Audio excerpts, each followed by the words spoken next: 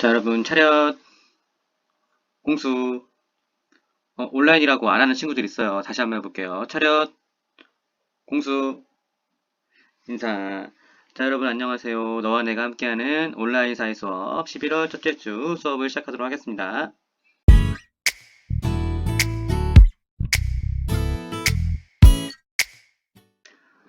자, 여러분, 이번 시간에 우리 뭘 배웠는지 한번 복습해볼까요? 우리는 지금 자연으로 떠나는 여행을 우리는 공부하고 있었고, 산지지형, 그래서 우리가 지각판의 지각운동의 영향으로 높게 솟아온 결과로 형성된다 까지 공부했었고요. 그리고 나서 오늘은 우리가 알프스 산맥 그리고 안데스 산맥의 주민생활은 어떻게 이루어지는지를 공부해 보도록 할게요.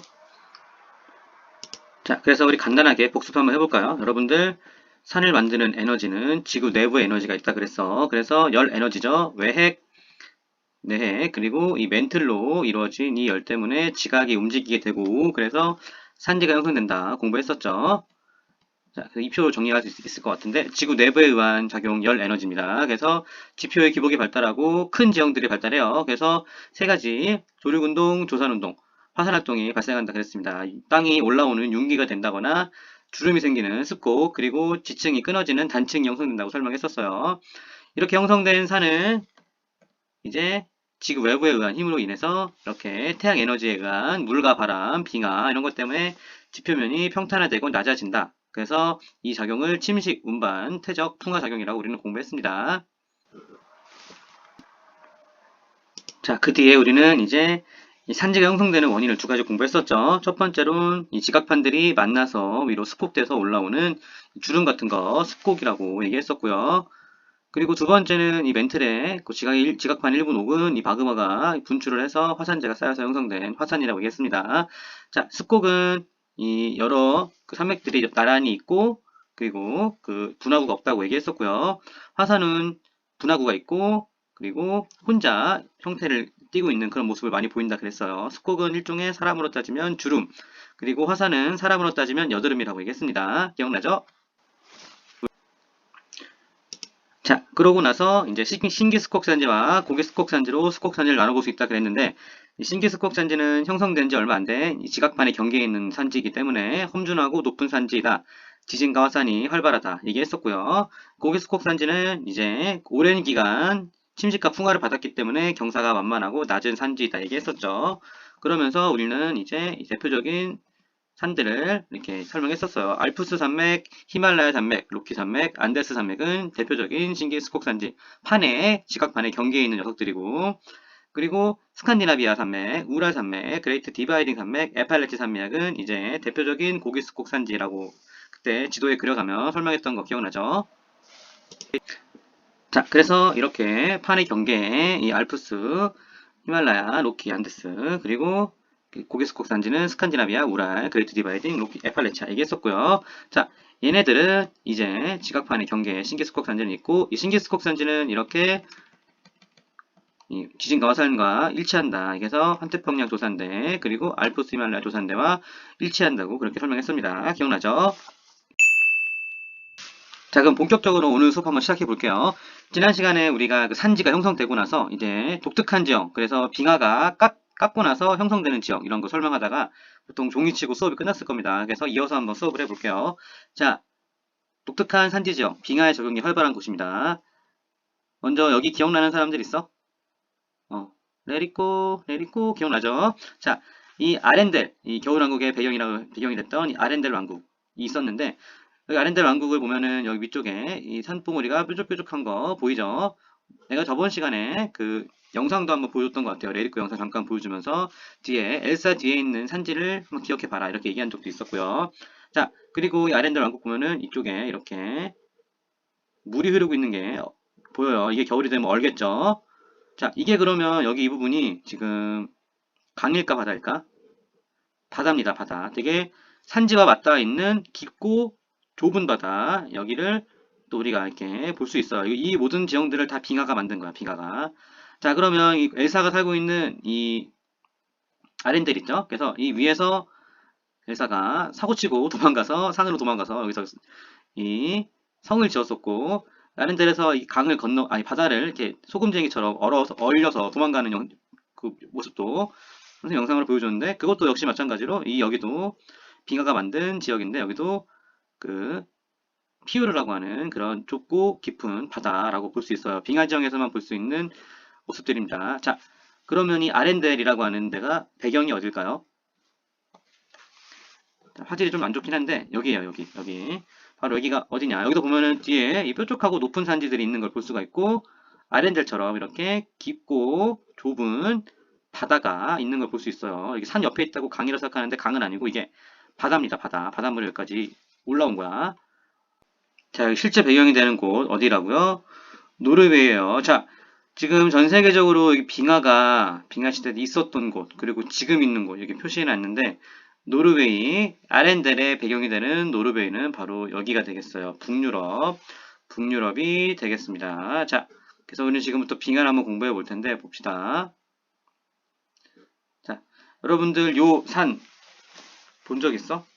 이게 바로 마테호른이라고 하는 스위스에 있는 산인데 아까 엘사가 도망갔던 산처럼 이게 뾰족하게 생겼죠. 뾰족하게. 한번 이것도 영상을 한번 볼게요.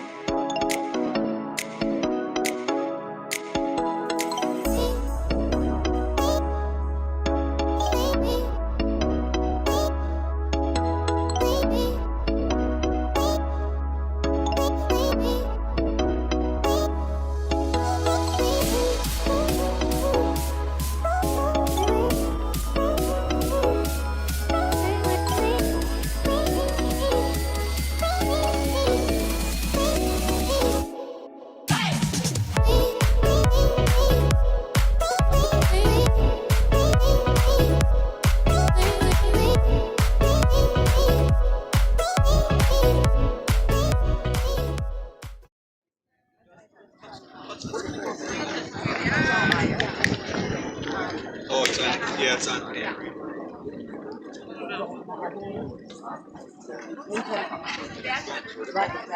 변선님이 유튜브에서 영상을 가져와 봤는데 여러분 요 산 어서 많이 본 것 같지 않아요?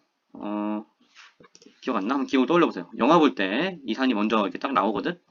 여러분 외국 영화 보면은 요거 본 적 있어요, 요거? 아, 모르겠어? 그럼 한 번 더 이것도 보여줄게요.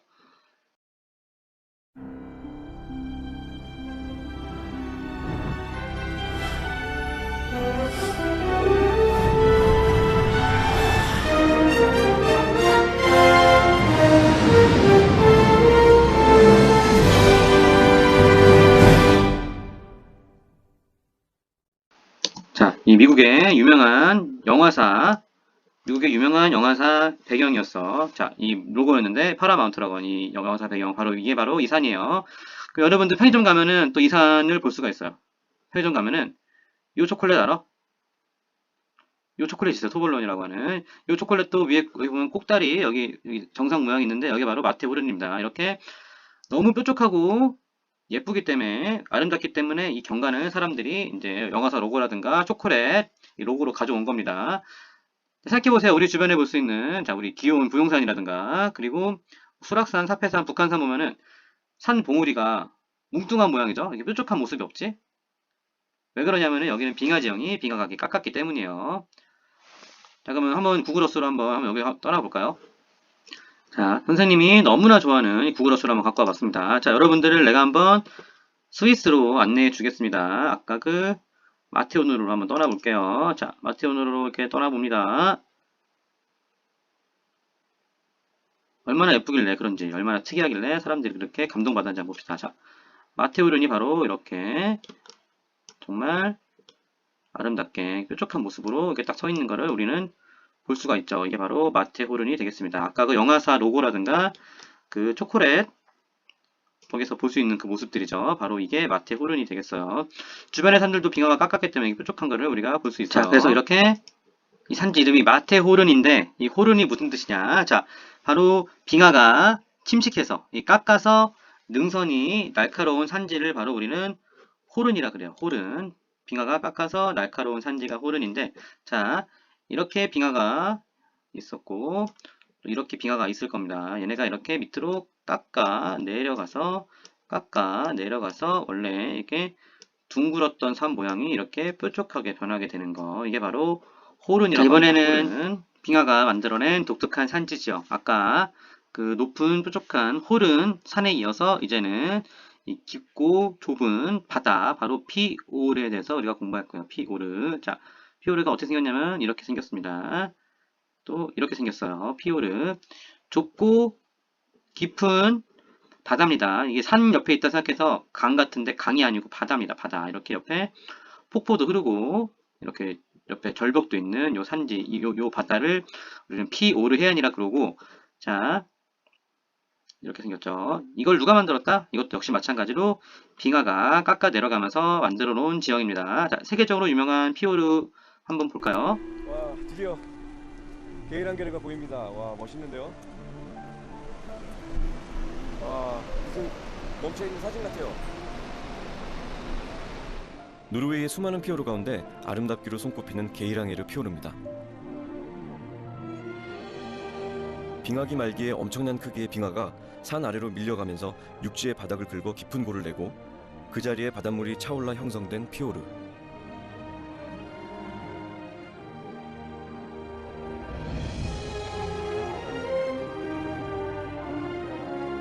빙하의 흔적이 남긴 깊은 협곡과 푸른 물빛은 말 그대로 장관입니다. 피오르를 가까이 들여다보기 위해 전망대에서 다시 산길을 내려갑니다. 저는 지금 이곳 게이란게르에서 헬르실트로 가는 페리를 타기 위해서 이곳에 왔습니다. 노르웨이에서는 이 페리 여행을 빼놓을 수가 없는데요. 그 이유가 워낙 피오르가 많기 때문에 이동의 편리함을 위해서도 반드시 필요하겠지만 굉장히 멋진 자연경관도 같이 볼 수 있어서 노르웨이에서는 자주 이용되는 교통수단입니다. 피오르를 운행하는 페리를 타기 위해 게이랑에르 선착장에 도착했습니다.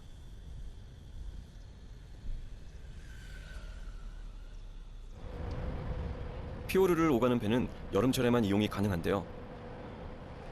겨울에는 눈이 쌓여 피오르로 오는 도로가 폐쇄되기 때문입니다. 가까이서 보게 될 피오르의 모습은 얼마나 멋질지 기대가 됩니다.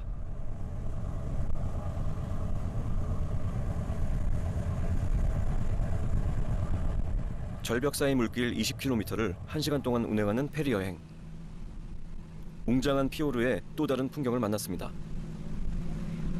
폭포가 하나 보이는데요. 우리말로 칠자매 폭포라는 폭포라고 합니다. 줄기가 7개여서 그런 이름이 붙여졌다고 하는데요. 제가 세워보겠습니다. 7. 진짜 7개의 줄기가 떨어지고 있네요. 빙하의 눈이 녹아 긴 물줄기로 쏟아져 내리고 있는데요.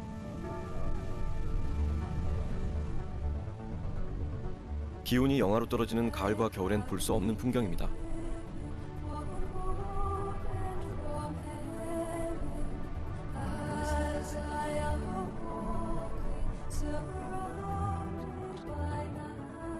거대한 빙하가 조각한 작품.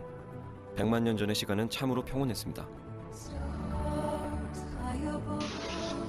자, 정말 멋있죠? 이 장관이었죠. 이 모습 기억하고 있다가 여러분들 이게 피오르라는 거 꼭 기억해 두시고, 자, 코로나가 끝나고 나서 여러분들 한번 여행을 꼭 여기로 가주시길 바라겠습니다. 자, 그러면 이 피오르가 어떻게 형성됐는지 한번 우리가 영상을 한번 볼게요. 산 골짜기 사이에 거대한 빙하가 형성된다. 이 빙하가 중력에 의해 이동하면서 서서히 침식이 이루어진다. 기온 상승으로 빙하가 녹아 사라지고 나면 빙하의 침식을 받아 형성된 U자형 계곡이 드러난다. 이렇게 형성된 U자형 계곡에 바닷물이 들어와 피오르가 형성된다.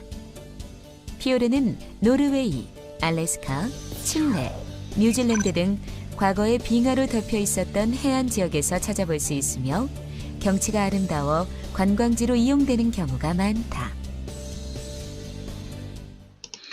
자, 여러분 영상 잘 봤죠? 그래서 원래대로였으면은, 잠깐 펜 꺼내고, 원래 그 계곡이 이게 V자 모양이거든? V자 모양으로 생겼던 계곡인데, 이 거대한 빙하가 이렇게 내려오는 거죠. 빙하가 내려오면서 여기를 이렇게 깎아 내려가는 거야. 깎아 내려가면서 이 모양이 U자 모양으로 이렇게 깎여가면서 이러면서 형성된 게 바로 이 피오르라는 거예요. 피오르. 그러고 나서 여기다가 이제 바닷물이 이 안으로 이렇게 들어와서 이 깊고 좁은 바다가 형성이 되는 거. 이게 바로 우리는 피오르라고 하는 겁니다. 자, 그래서 아까 그러면 역시 또 선생님이 좋아하는 구글어스 이용해서 한번 여기 떠나볼게요. 자, 세계적으로 제일 유명한 피오르가 바로 이 송네 피오르라고 하는 곳입니다. 한번 떠나보겠습니다. 자, 노르웨이죠. 자, 아까 아렌델의 배경이 됐던 노르웨이. 자, 보면은 이렇게 산 사이사이에 있는 거, 이렇게 들어온 거.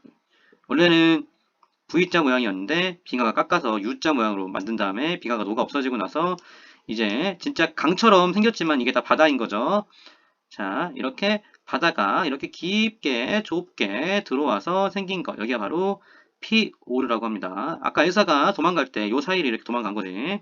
이 좁은 거 하나하나를 우리는 다 피오르라고 합니다. 피오르. 신기하죠? 자, 그래서 우리는 지금까지 자, 산지지형을 공부했었는데 이 산지지형에 있는 수많은 스콕산지와 화산 그리고 빙하를 공부했고 자, 지금부터는 우리가 이제 여기에 사는 사람들은 어떻게 사는지를 우리가 공부할 거야. 내가 막 수업할 때 여러분들 헷갈렸을 거야. 이거 사회 수업인가? 과학 수업인가? 뭐지 이거?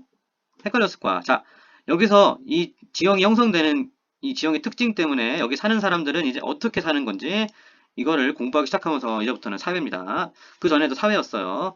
이제 우리가 여기서 사는 사람들이 어떻게 사는지를 이해하기 위해서 그 산지가 어떻게 형성되는지를 공부한 겁니다. 자, 그러면 지금부터 여기 사는 사람들은 어떻게 사는지를 공부해 볼 건데 봅시다. 자, 높은 산지 주민들은 어떻게 살고 있을까? 학습목표 다 같이 한번 읽어볼게요. 시작! 높은 산지에서 살아가는 사람들의 독특한 생활 모습을 사례를 들어 설명할 수 있답니다. 자, 여러분 이번 시간에는 여러분들 학습지는 필요 없고 우선은 그래서 교과서를 펴주세요. 교과서를 펴서 아마 53쪽일 거야. 53쪽을 보고 같이 공부해 보면 좋을 것 같습니다. 필기는 교과서에서 하는 걸로 합시다. 자, 여러분들 혹시 이거 먹어봤나요? 이거 뭔지 알아?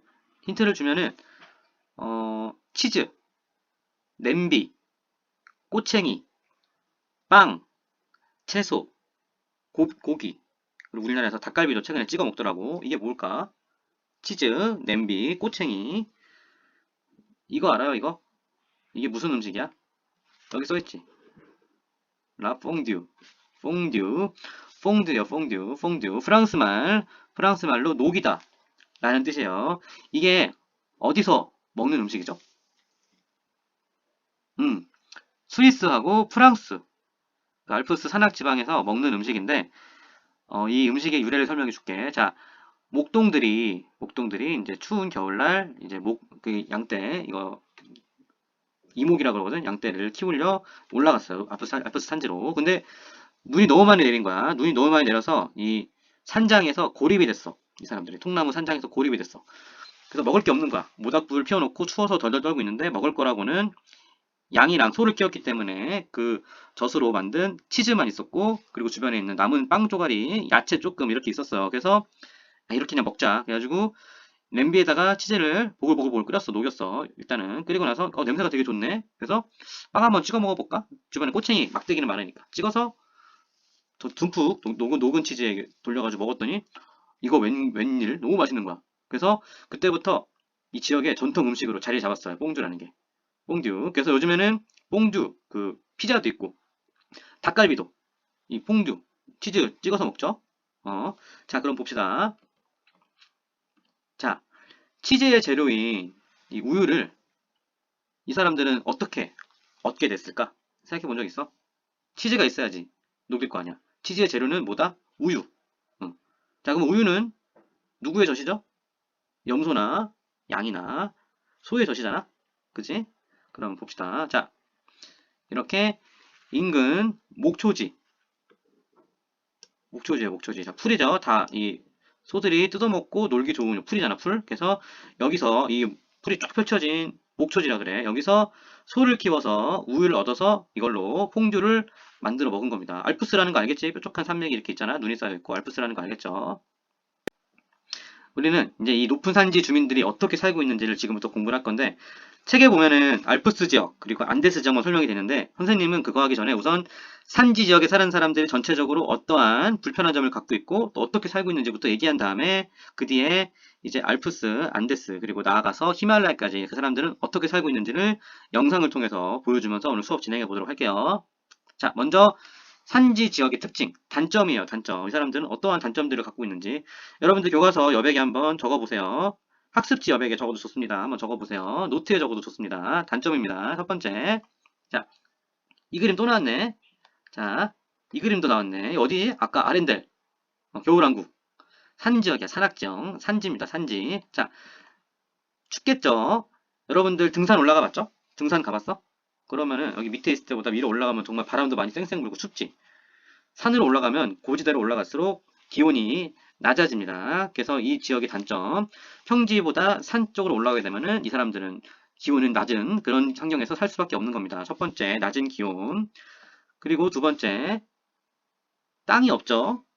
기름진 땅이 없죠. 평야가 없죠. 그냥 산이고 돌이고 이럴 뿐이야. 그래서 농사를 짓기, 먹고 살기 힘든 거죠. 농업 짓기 불리하다. 이게 바로 산악지역의 두 번째 특징이 되겠어요. 자, 지금 필기할 사람들은 필기를 해주세요. 낮은 기온, 농업 분리. 이게 특징이, 단점이 되겠습니다. 그리고 거주 공간이 부족하죠. 넓은 평지면은 사람들이 많이 쫙 살 수 있잖아. 근데 좁은 산지야. 산 꼭대기에서 어떻게 살 거야? 거주 공간이 불리하죠. 그죠? 아마 엘사는 산 위에서 혼자 살면서 뭐 추워하진 않았겠지. 눈에 능력이 있었으니까. 어쨌든 안나는 추워했지. 올라가면서 낮은 기온. 그리고 안나가 엘사 찾아가면서 어떤 산장을 들렸는데 당근 구하기 힘들었죠. 농업이 불리한 거죠. 그리고 살기 어려워요. 거주 공간이 부족한 거야. 엘사 혼자 그냥 그 성 안에 살고 있잖아. 그런 겁니다. 자, 기온이 낮고 농업이 불리하고 거주 공간이 부족하다는 이 산지 지역 주민들의 단점이 있는 겁니다. 그래서 농업 및 자원 개발. 자, 이제는 산지 지역의 단점을 극복해서 이 사람들은 어떻게 살고 있는지 설명해 줄게요.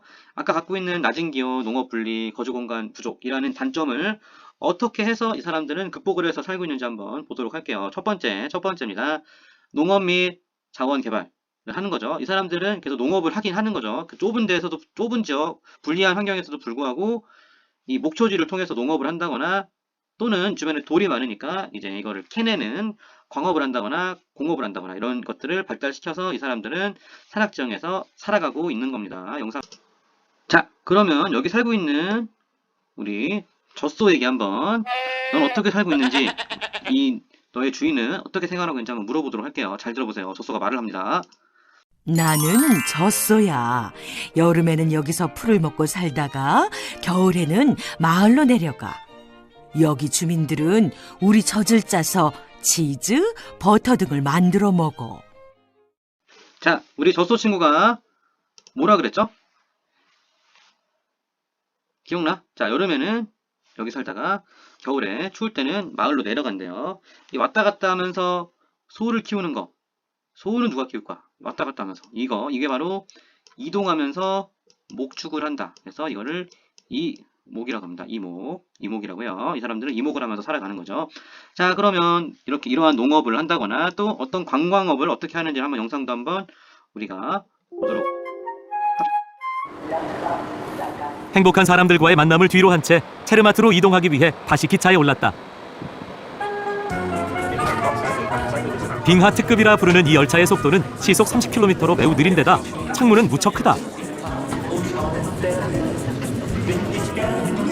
숨막히는 알프스의 아름다운 풍경을 잘 볼 수 있게 하기 위해서다.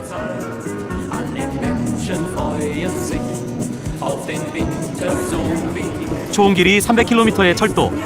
가는 구간마다 알프스 산맥과 숲, 들판과 계곡 등의 절경이 이어진다.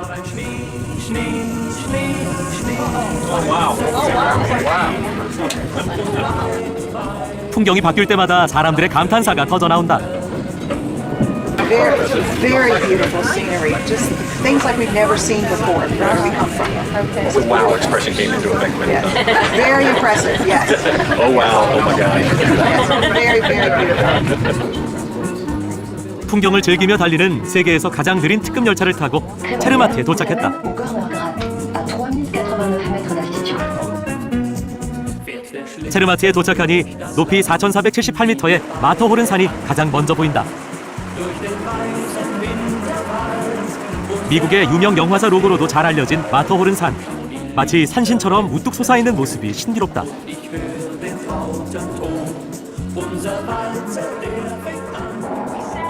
인구 6,000명의 작은 도시 체르마트는 청정마을로 유명하다. 마을 안에는 구급차와 관공서 차량을 제외하곤 오직 전기차만 다닐 수 있다. 관광객들은 인근 도시에 주차를 하고 대중교통을 이용해야 한다.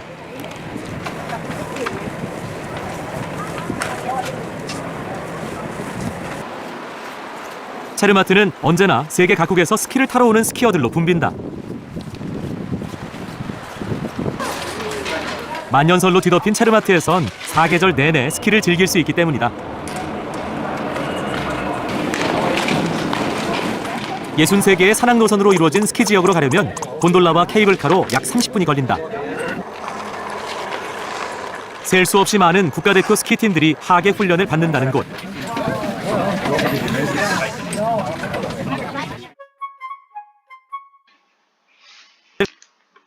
자, 이렇게 산악지역의 특징, 관광산업이 발달한다는 것을 볼 수 있었습니다.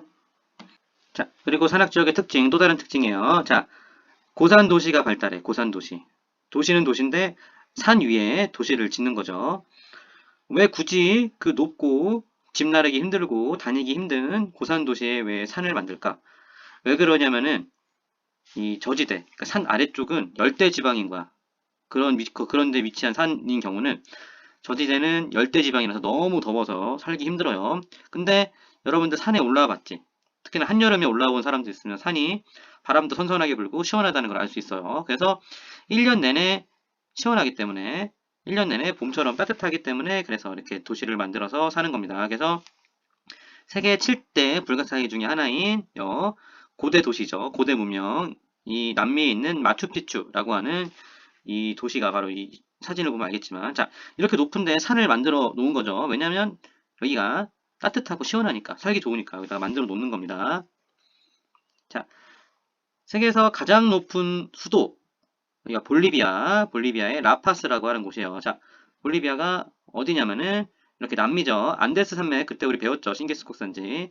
안데스 산맥에서 이 열대지방, 여긴 열대지방이라서 엄청 더운데, 자, 이 라파스라는 데는 안데스 산맥에 있기 때문에 산지예요. 시원해. 그래서 이 위에다가 도시를 다 짓고 만들고 사는 거죠. 자, 이 라파스라고 하는 곳이 우리 백두산보다 훨씬 높은 위치에 있는 그런 도시라서 세계에서 가장 높은 수도라고 불립니다. 한번 볼까?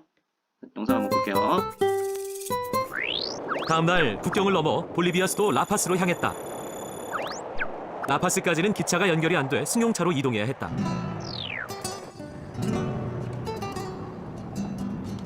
라파스는 마치 소뚜껑을 뒤집어 놓은 듯한 모양으로 형성돼 있다.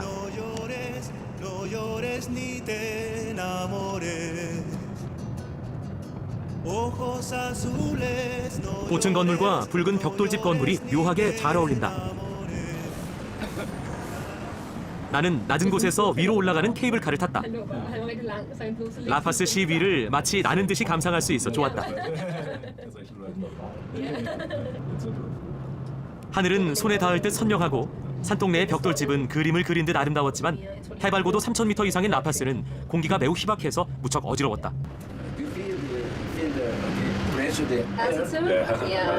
We don't do any exercise. Yeah. We don't do any exercise at all while we're here because we can't breathe when we exercise here. Just walking upstairs. Yeah. It's like, it's too much. Yeah. We come from Denmark where it's like all the way down to sea level. Yeah. Yeah. This is a huge difference. 케이블카의 길이는 11km. 약 1시간의 탑승 끝에 윗동네 엘 알토에 도착했다.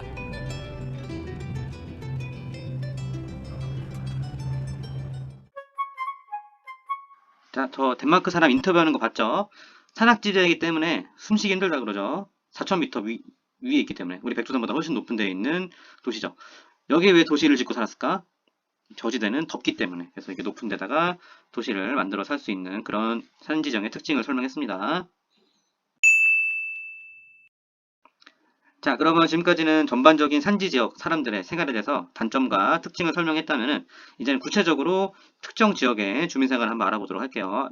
앞에 다 얘기했던 건데 한 번 더 짚는 거라고 보면 됩니다. 자, 알프스 지역의 주민 생활이에요. 특징 아까 봤죠? 그 기차 예쁜 거 봤죠? 그렇고 거기서 퐁듀 먹는 거 봤죠? 그래서 주로 관광산업과 목축업이 이루어지고 있고요. 이렇게 꽃보다 할배 이렇게 저 뒤에 보이죠? 마테오 름포로 이분들 할아버지들 가신 거 기억나는 사람도 있을 거예요.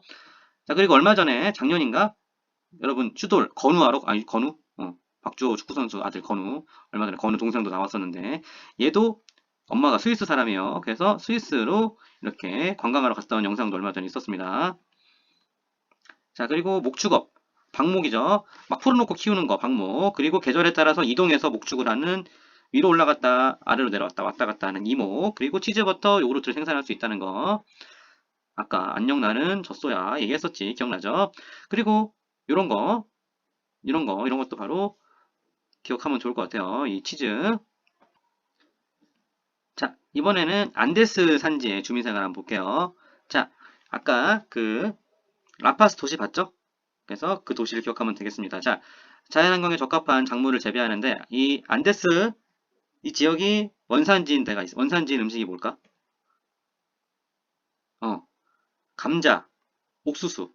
이거 우리나라 거 아니고 원래 안데스에서 온 거야. 안데스에서 온 겁니다. 자, 실제로 안데스 사람들은 사람이 옥수수로 만들어졌다는 그런 전설도 믿고 있는 사람도 있습니다.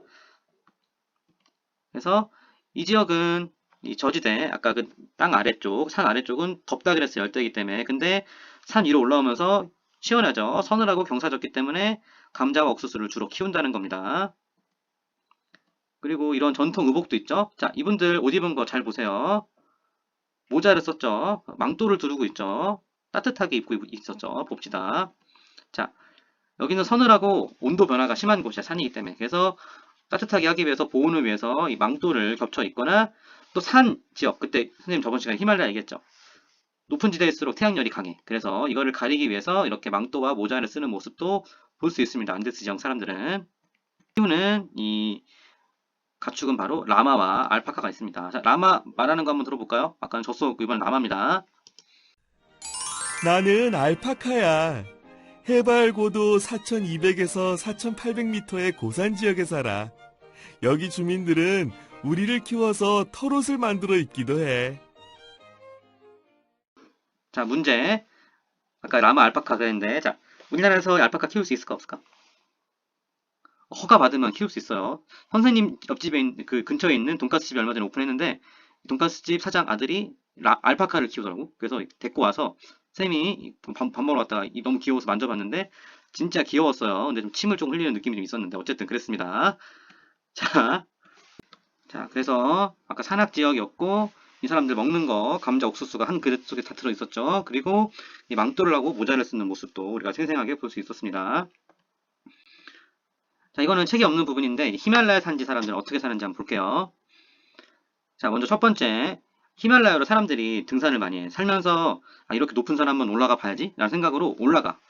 자, 근데 위험하기 때문에 그냥 올라갈 수는 없고 꼭 이런 도우미, 길잡이가 필요해요. 짐도 들어주시고. 그래서 이 사람들을 셰르파라 그래요. 셰르파 이 사람들. 그래서 이러한 일들을 하면서 이 사람들은 관광산업을 할 수 있는 거고요. 그리고 여기서는 양이나 야크 등산복 메이커 있지 블랙 야크라든가 로세 이러한 그 가축들을 키우면서 살아갑니다. 지금은 새벽 6시 30분인데요. 아침을 먹으러 나왔는데 이 숙소 앞에 이 수십 마리 야크들이 이렇게 밥 달라고 기다리고 있어요. 얘네들은 춥지도 않나 봐요. 엄청 추웠을 텐데. 추웠지? 응. 저 야크 주인께서 뭘 주시더라고요.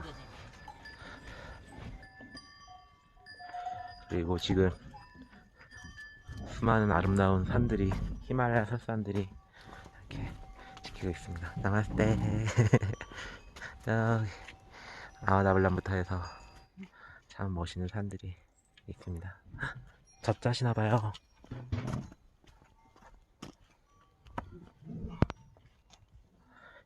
이 아이들은 소인가?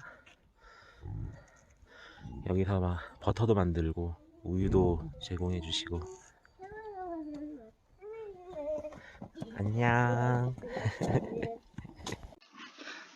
자, 근데 이 히말라야 산지에 요즘 문제점이 있다고 합니다. 자, 관광객이 너무 많이 늘어나다 보니까 이 환경 문제가 심각해졌대요. 그래서 이것도 한번 영상 한번 볼게요. 등산가가 몰리면서 에베레스트 산 정상에 때 아닌 긴 줄이 생겼다는 소식 얼마 전에 전해드렸는데요. 찾는 사람이 많아진 탓인지 에베레스트에서 6주 동안 수거된 쓰레기의 양이 11톤에 달했다고 합니다. 또 누군지 언제 숨졌는지도 모를 시신 내구도 함께 발견됐다고 하는데요. 기정훈 기자가 보도합니다. 커다란 봉투를 쏟자 쓰레기가 쏟아집니다. 깡통과 유리병, 다 쓴 가스캔까지. 모두 수천 미터 에베레스트 산 위에서 가져온 재활용 쓰레기입니다. 네팔 정부가 셰르파 20명으로 청소팀을 꾸려 4월 중순부터 6주 동안 청소한 결과입니다.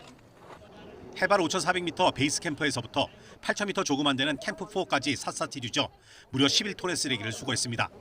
अहिले जाँदाखेरि सबभन्दा बढी फोहोर भएको पहिला क्याम्प सेकेन्डमा थियो र अहिले त्यो क्याम्प सेकेन्डमा सबैभन्दा बढी क्याम्प 2बाट फोहोर कलेक्सन भएको छ. 재활용 쓰레기는 카트만두로 가져와 재활용 업자에게 전달하고 나머지도 적절한 처리를 위해 인근 지역으로 옮겼습니다.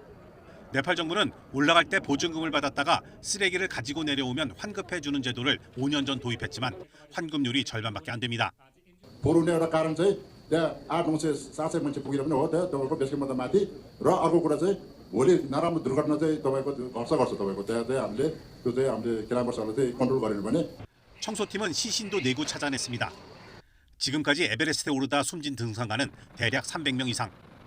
청소를 위해 눈을 치우면서 발견된 겁니다. 쿰프 빙벽에서 2구, 캠프 3 구역에서 2구가 나왔는데 모두 신원을 알 수 없어 네팔 당국이 확인 작업에 나섰습니다. YTN 기종입니다.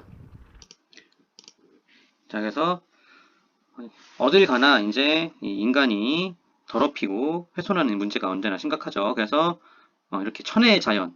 자, 저번에 선생님 보여줬죠. 몇 억 년 동안 지구가 지각판을 움직여서 만들어낸 소중한 자연, 우리가 잠시 빌려 쓰는 건데 이렇게 이런 산업들로 인해서 많이 오염되고 훼손되고 있다는 거 여러분들 그래서 잘 알아두고 여러분들도 이런 데 관광 갈 때 꼭 이 자연을 아낀다는 마음으로 모두 그런 생각을 가지고 이런 데 여행을 나중에 가졌으면 좋겠습니다. 자, 그러면 한번 교과서 다 같이 한번 읽어보는 시간을 갖도록 할게요. 오늘 내용은 내가 이렇게 표로 왼쪽에 정리해놨어요. 이것도 같이 한번 볼게요. 자, 알프스 산지의 주민 생활입니다. 알프스 산지의 고산지대에 거주하는 주민들은 어떤 거? 관광산업이나 목축업에 주로 종사합니다. 여름에 서늘하고 평화가 부족해서 농사를 짓기보다는 주로 소나 염소를 방목하고 이목한다겠죠. 옆에 나와 있어요. 방목과 이목. 그래서 가죽에서 얻어지는 우유로 버터, 치즈, 요구르트 등을 만든다고 합니다. 알프스 말고 이제 또 안데스죠. 안데스 지역의 주민생활 볼게요.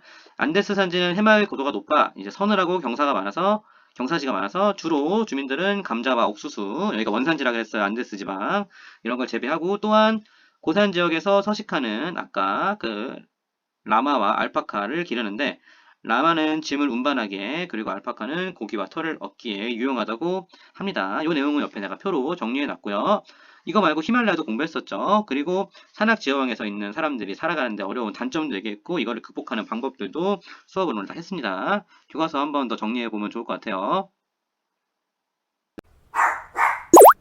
자, 여러분 요 수업 끝나고 내가 골든벨을 또 올려놨어요. 역시나 8문제 올려놨는데 이 산악 이 부분 다 총망라하는 문제를 8문제 올려놨습니다. 자, 빨리 풀어야지 점수가 더 많이 나오는 거 알고 있겠죠? 1등부터 3등까지 선생님이 또 등교교육할 때 맛있는 간식을 주도록 하겠습니다. 자, 그럼 오늘 수업 여기까지 하고요. 모두 수고했습니다. 오늘 수업한 거는 학습지 올릴 필요까지는 없고요. 자, 다음 시간에 우리 이제 해안지형을 또 수업을 하도록 하겠습니다. 모두 수고했습니다. 차렷, 공수, 인사. 자, 골든벨 빨리 참여하세요.